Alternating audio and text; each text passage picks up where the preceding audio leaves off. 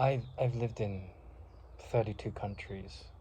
About a third of my life I lived in the Americas, in South America, and more in North America, in the United States. I lived in Canada too.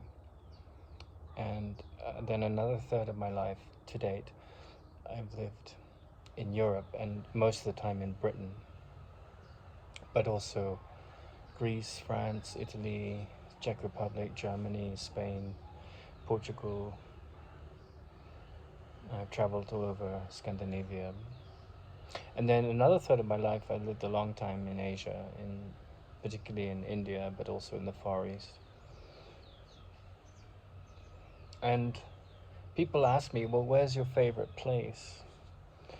And I suppose it depends how you frame the question. Like, is your favorite place the place you visited, or is your favorite place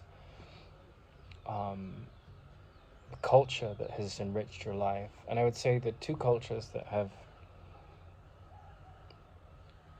most touched me are the ancient Greek culture and the ancient Indian culture. And both those cultures were invested in the exploration of know thyself. And until I was 18, I'd read a lot of books on biology and philosophy, and some on psychology, but mostly on biology and physics. And I had some inkling of the significance of psychology and religion and philosophy. And I had an understanding of the depth of the Indian culture and of the ancient Greek culture. I had an implicit understanding. And I was also very inspired by the Native American cultures of the world. And yet, it wasn't until I was 18 in Los Angeles and I came across Tara Singh, who was a teacher of the Course in Miracles and a student of Jiddu Krishnamurti, that I encountered someone who brought those cultures to life.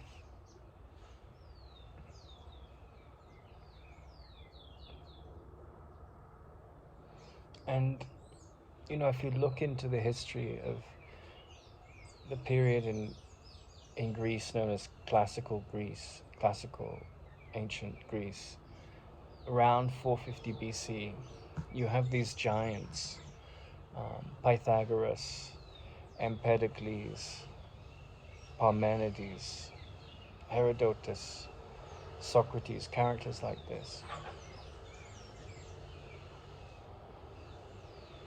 And they're luminous. They are characters that have a quality of light about them.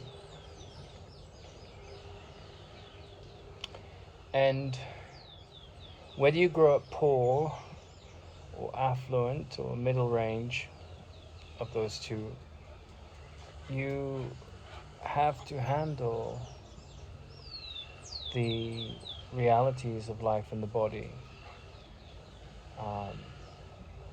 Fluctuation, emotions, changes in health, changes in fortune.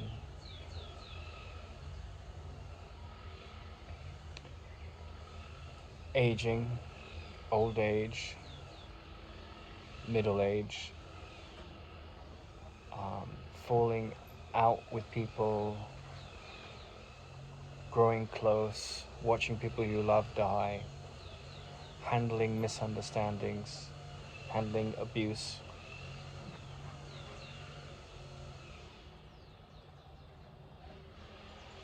And it is the nature of a mind that is self-aware to question conditioning and to see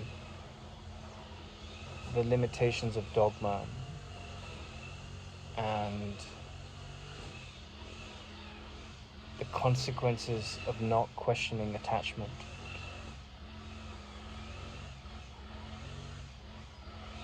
One is brought to a place inside where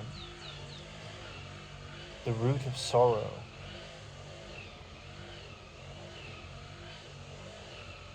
has an urgency to be identified and uprooted.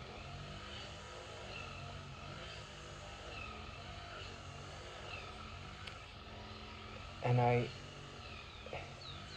was very moved by the presence and the nature of my teacher. And what I mean by the nature of my teacher, Tara Singh, was his conviction and his character, his impeccability. And I'd never witnessed anything like that before. And, you know, I've been to universities, and my experiences of universities, they're paltry and sordid compared to his presence and what he stood for. I'm really quite mediocre, full of their knowing and insecurity. And rarely do you find that quality of humility and genius. And so in a sense, he was my university, meeting someone of that ilk who had given themselves to this devotion. And devotion is the best word for it. Know thyself is a devotion. And another way to put it is the Indian phrase, neti neti, not this, not that. Discount all that's not true, that is not rooted in meaning, that is not temporary. And so his presence communicated, but it drew me in.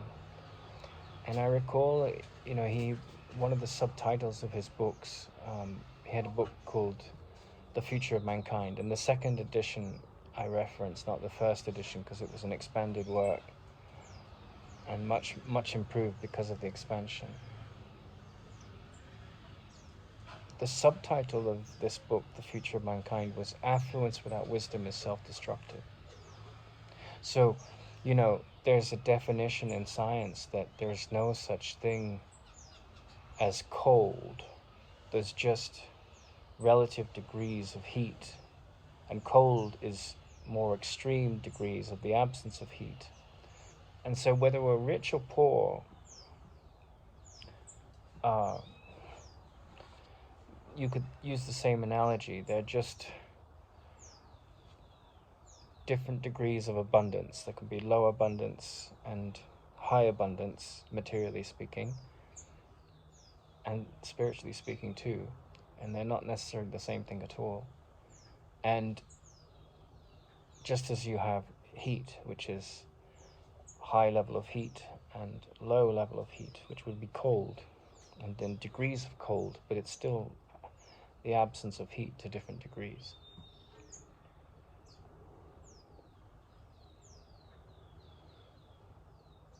So whether you're rich or poor, whatever your degree of affluence, where there's no wisdom, or there's a lack of wisdom, then there are self-destructive forces at work. The ego is in control.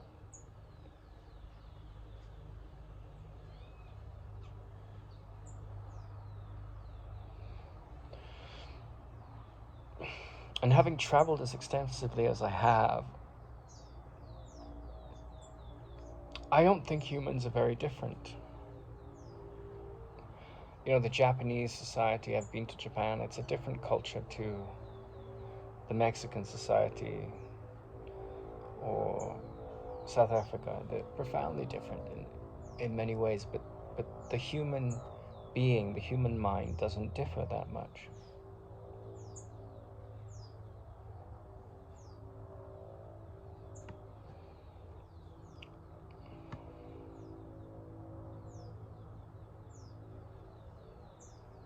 And when I was 18, I felt drawn to go to India. It was a very strong pull. And at the same time, I had the maturity to recognize that I didn't have the maturity to go there yet. I looked at gap years in Nepal and in India, and I didn't feel I was ready. I had been to Greece by that time, several times.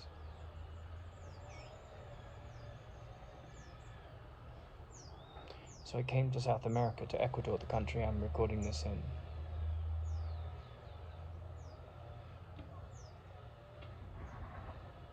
And I remember being so happy, like I was coming home the day I moved to India. Like I went to India in my 29th year, but I moved to India to live, to make it my home, when I was 30, on my 30th birthday. And it felt like home. And maybe it was some connection I had with the country in a former life, who knows.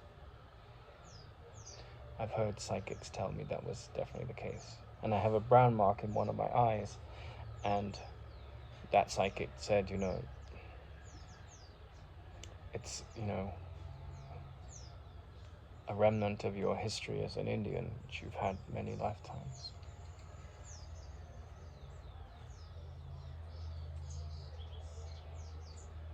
But I think more than any other country on the earth, India has produced saints.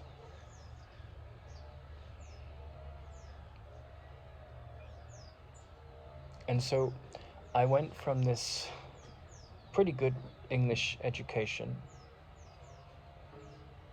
British English education, where my family had no association with the religious world of organized religion, almost zero. We went to Sunday school a few times as children, but there was a great love of nature and music and poetry and the humanities, and an appreciation for science. But there was no indoctrination. There was no, Jesus died to save you from your sins. I didn't even have a concept of what a sinner was. And in my school life, we would have stories from the Bible told, because England is predominantly, a Christian culture.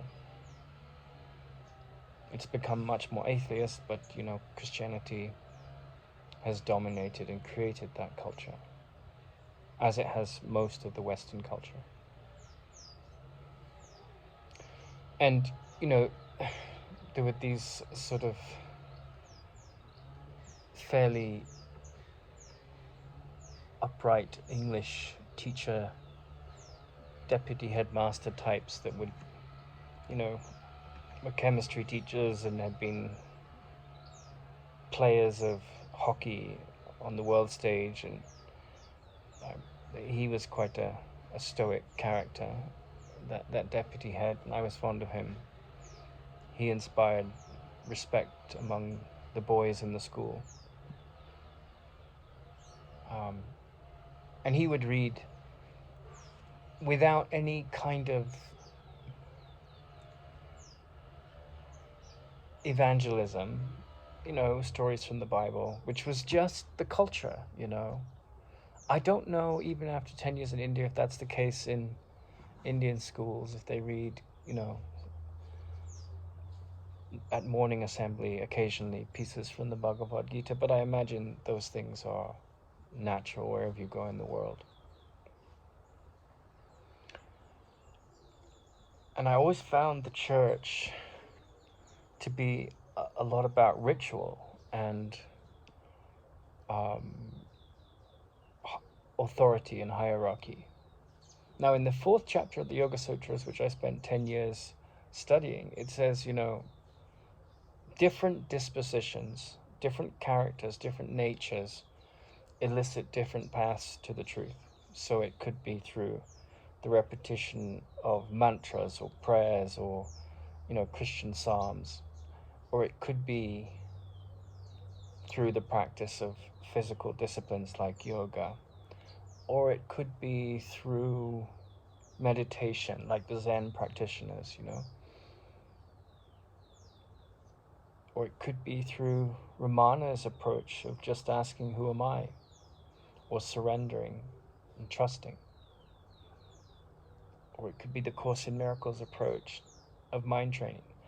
But whatever is involved in a religious life is about some kind of discipline. And discipline not in the sense of the military discipline, which is training to kill. There's no necessary virtue in that, and I'm not condemning the militaries of the world, but if we're talking about religion, we're talking about coming to oneness and not condemning self or others, including those in the military. But if you're not condemning and attacking and defending, then you're going to become a very peaceful person that sees the light in all, and you're not interested in fighting. You're not avaricious. You don't have a nationality that defines you.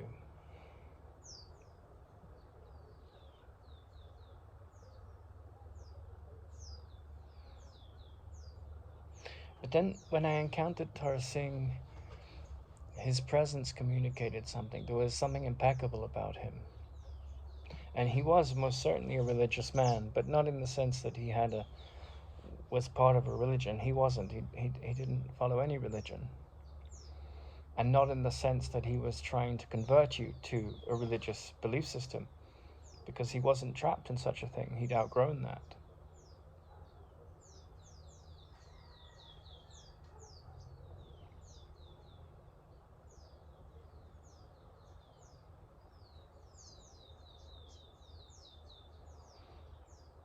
But while I hungered for something,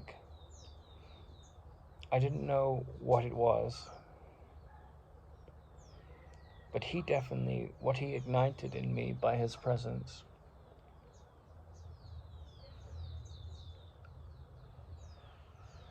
was a sense of awe and a hidden path in all our lives that is a connection with meaning.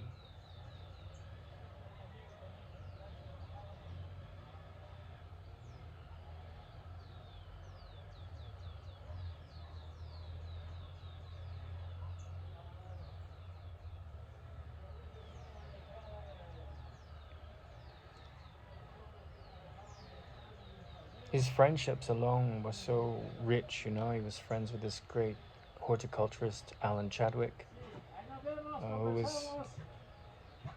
was definitely someone who was ahead of his time and one of the greatest biodynamic farmers of the last century, in fact, of many centuries in recent times.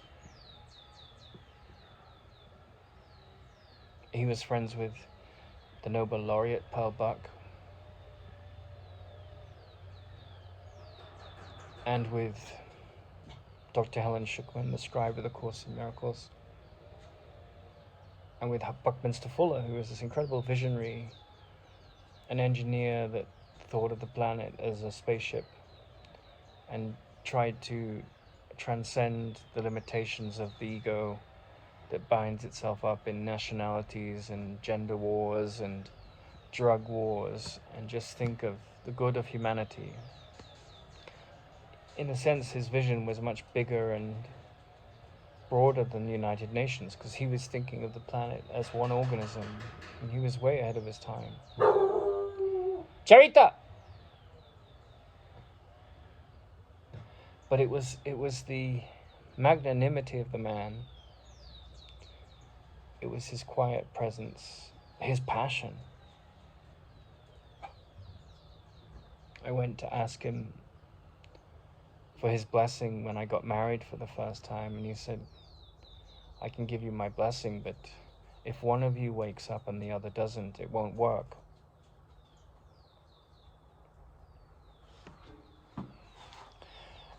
And that was a very powerful statement,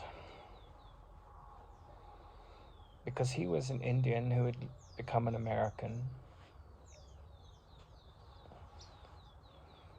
He was a Sikh that had dropped his Sikhness, left organized religion. And what he was saying was marriage, children, wealth, standing, achievement, all of it is secondary to waking up. And there's a beautiful moment in one of his talks where it's almost like a great poem in one line. And he says, "Has anyone ever loved you that way?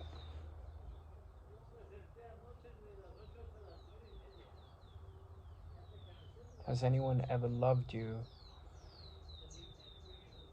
in a way that is not interested in perpetuating insanity or supporting fear or prejudice or insecurity?" And what I found in my life is that when you are devoted to such things, there are other forces at work in life, but there's also a tremendous amount of ignorance.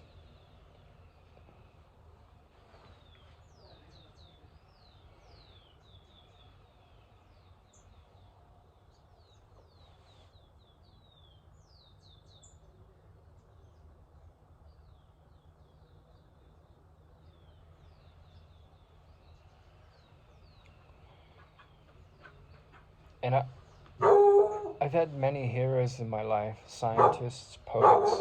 Hey, Charita! Scientists, poets, musicians, ecologists, horticulturalists. But the people that most have moved me, you know, you have this whole kind of world of conspiracy theorists and ufologists, and they populate the mind with all these theories. And then the cosmologists, the physicists that study the nature of the very large, or the nature of the quantum and the very small, I get lost in this incredible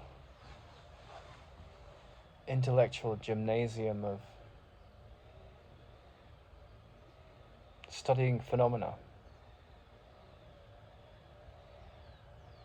And there are brilliant minds and complete kooks among those categories.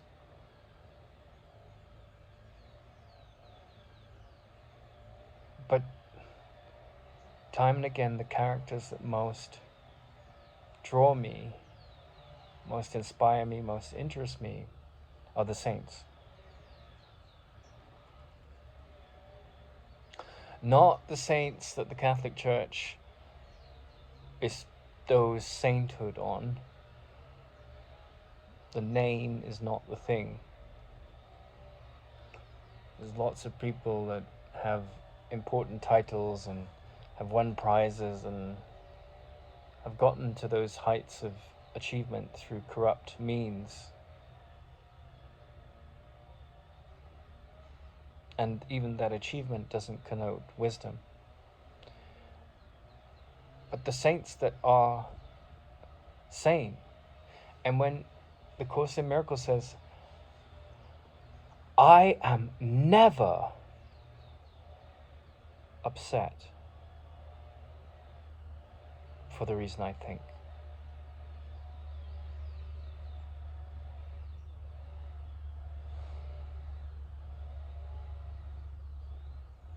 I recommend people to read. It's not the way it's conventionally taught, but I recommend people to read, when they come across the Course in Miracles, to read the first lesson of every one of the 365 lessons in the workbook, as if you're reading a story.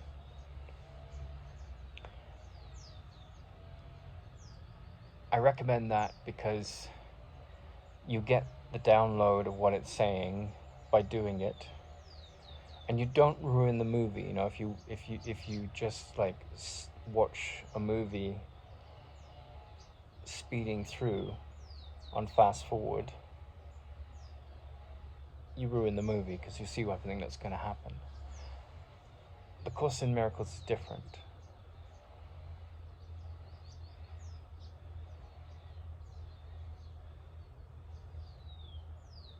And what from someone that studied the Course in Miracles for a very long time and will continue to study it, and who studied this Yoga Sutras and Buddhism and Ramana Maharshi,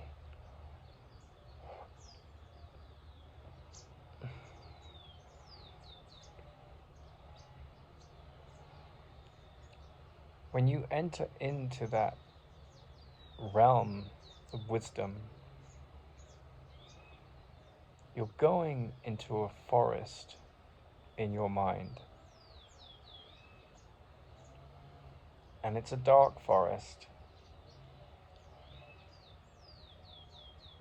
And in the knightly tradition of the medieval times, they said, you know, if you go into the forest and take another person's path, if you imitate,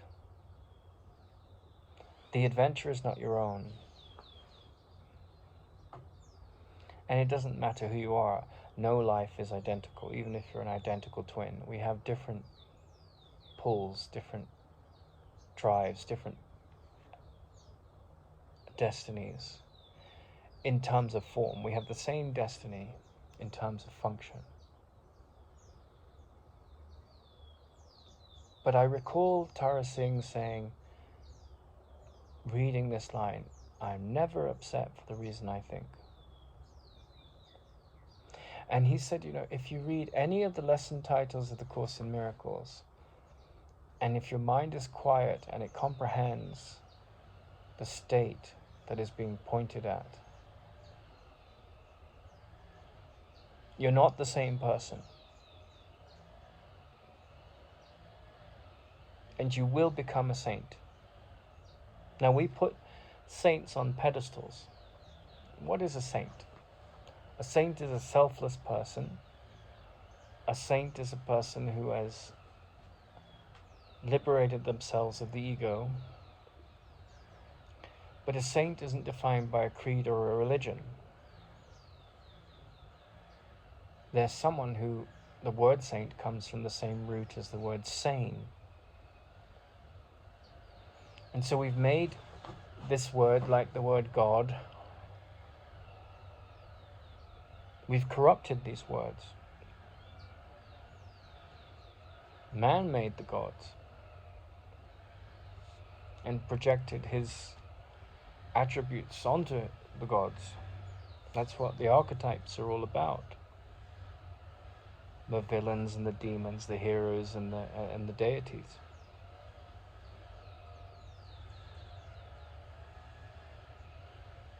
But I have absolute conviction that the purpose of life is to transcend duality.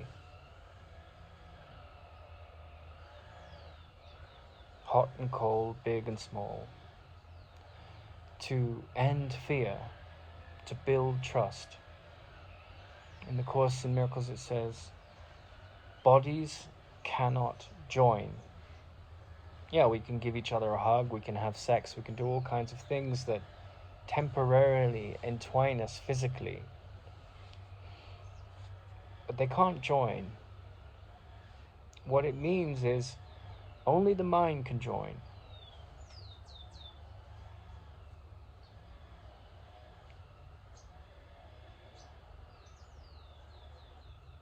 And what I recognized around Tara Singh was this incredible diminution of the ego. I didn't understand that that was what it was, but it had a charisma and it saw the light in everyone. You know, I asked him what he thought of George Bush Jr. while the Iraq War was going on. He said, lower class. And I asked him what he thought of the Dalai Lama, and he said, a bastard. And he had been well very well connected with the community of Tibetan refugees in Dharamsala and in southern India through his close friendship with Prime Minister Nehru. And of course, you meet people who are devotees of Tibetan Buddhism, and he's their savior. And that's their projection, because the nature of perception is to project.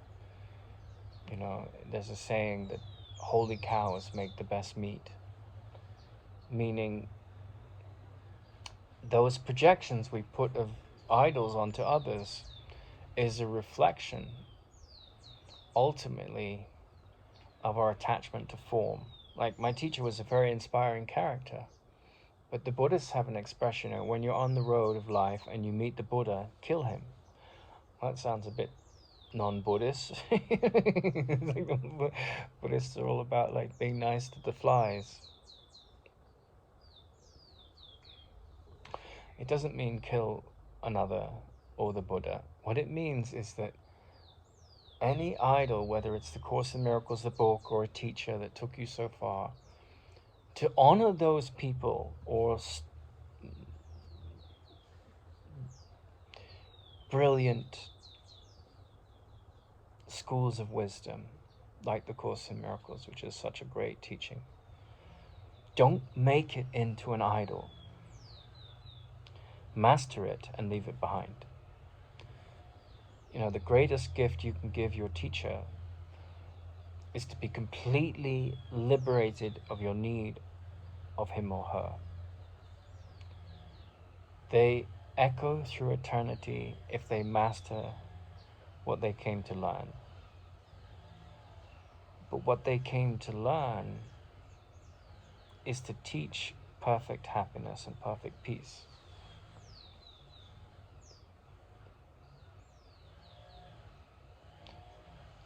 And that takes tremendous wisdom. And when you're affluent without wisdom, you're poor. And when you're poor without wisdom, you're doubly poor.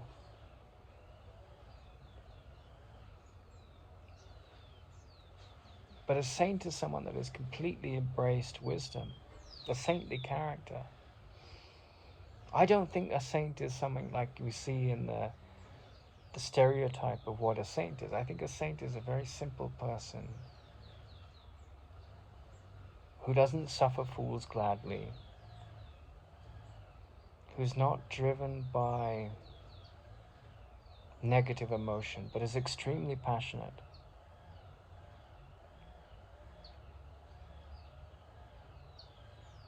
I remember when I was 16, my father was a very, very aggressive alcoholic. And I think I watched him for 4 years screaming and shouting and throwing plates at the wall and being really monstrous, pulling my mother by her hair.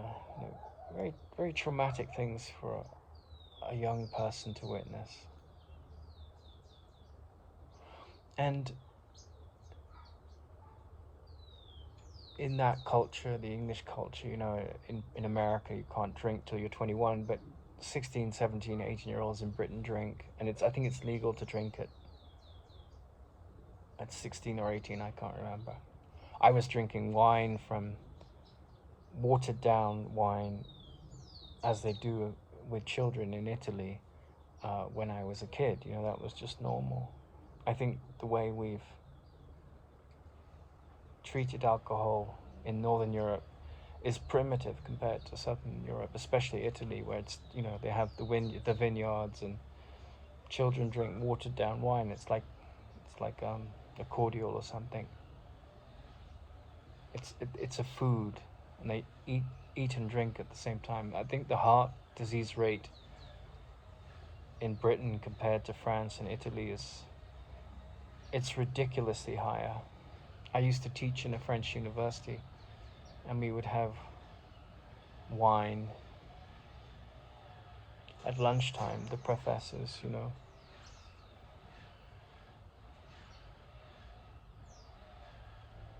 But my father was a very split-minded alcoholic. Very, very difficult. And I was at a party with two close friends. They weren't close friends intellectually. They weren't like friends that I could talk about a wide range of deep interests with. But they were just kind of, they came along, and when those hormones are coming up, they were a lot of fun. We would laugh a lot and do silly things and get in trouble, and it was fun. We were kind of naughty. We were loosely connected through sailing. I grew up in a town where it's quite affluent, but there wasn't much for the youth. There was sailing, and that was a sort of cliquey arena, and then there was sort of a youth club, which I had nothing to do with at all, ever, because it just didn't have much culture to it. There was the Scouts, which my mother didn't like, and my father's family had quite a strong involvement in, and I wasn't connected to them for very long. And then there was sort of religious culture, but I had nothing to do with that. And so my life was nature, and then I had these three friends, or 3 or 4 friends that were, teenage boys that we bonded, tennis and sailing and things like that. But there was a lot of dysfunction in that culture, as I think there is in every culture. The more I've traveled, you see it. There's alcoholism, there's depression, there's anxiety, there's all kinds of mental health issues, wherever you go. And I got into a brawl, not an aggressive brawl. It wasn't a brawl that you could associate with anger. It was a brawl associated with camaraderie and fun and silliness and a little bit of drunkenness. And I was very scared of being an alcoholic. But I never saw that specter of an addict with alcohol in myself. I've never seen that. It's never been there. With my father, it was chronic. But my friend, he hit me in the jaw, and it didn't hurt so much, but it unleashed something, and I sobbed for several hours. I mean, not just like, but uncontrollable tears. And I felt some quality of love with these 2 young men. I'm not close to them now, but there was a kind of brutal honesty about our friendship, and there was a lot of affection and humor and mutual respect, and we were all very different people. One of them was a very good pianist, and the other was an exceptional sailor. And my interest was in the natural world, and I came from a family that was much more cultivated in poetry and the arts than these other 2 guys. But there was a bond there, and I just felt safe, and I cried, and I didn't know there was that like volcano of upset was there. But there was no way I was going to block it, and I was very grateful to be there in that house of a friend and to be able to cry like that. And I remember years later, like 20 years later, I met his mother and father along the road, and they kind of skirted me because I think it was too much for them, and they thought I was a bit of an oddball.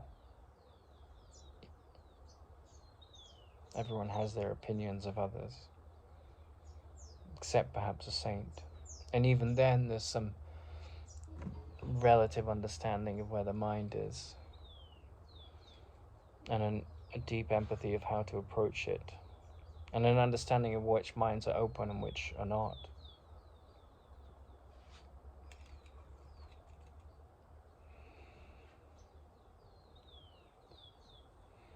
And I recognized that there wasn't the awareness to handle what I was expressing, a sort of profound sadness and dissatisfaction. And then I think I was working in Paris when I was 26, and I wrote a poem. It's about 30 pages long, and it was called On Sadness. And it was a bit like Beethoven's Ode to Joy. Well, not comparing it necessarily in format, because obviously he was a genius, but it was an exploration of the problems of the psyche and the sadness of the world in an attempt to expunge it, to come to this climax of a sense of joy, of a phoenix rising from those sentiments of sadness. It was a full embracing of the sadness so that it could be transformed like alchemy. And it was highly influenced by 6 years of studying Krishnamurti.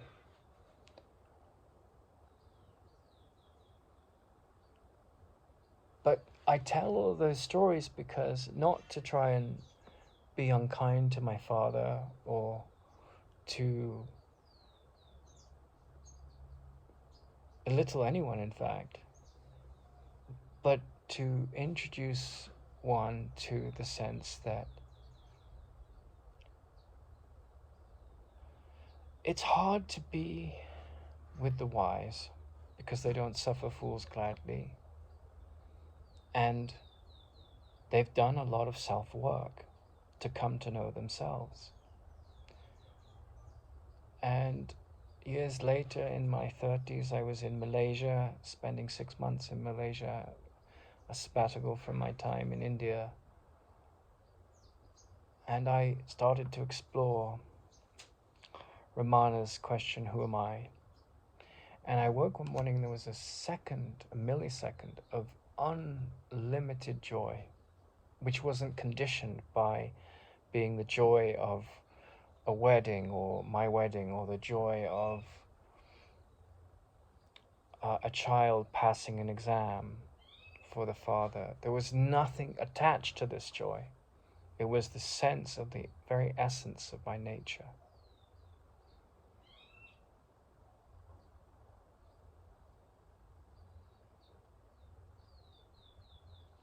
And so, whatever your situation in life is, the call to wisdom is always there. And the invitation that wisdom brings to us is to cultivate, to excavate. Excavate is a better word than cultivate, because cultivate implies you have to grow something. Whereas excavate means you have to take away the blocks to what's already there. But to excavate and cultivate this sense of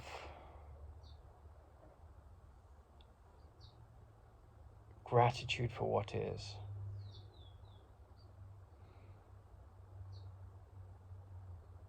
And to look, what Krishnamurti said is the real revolution.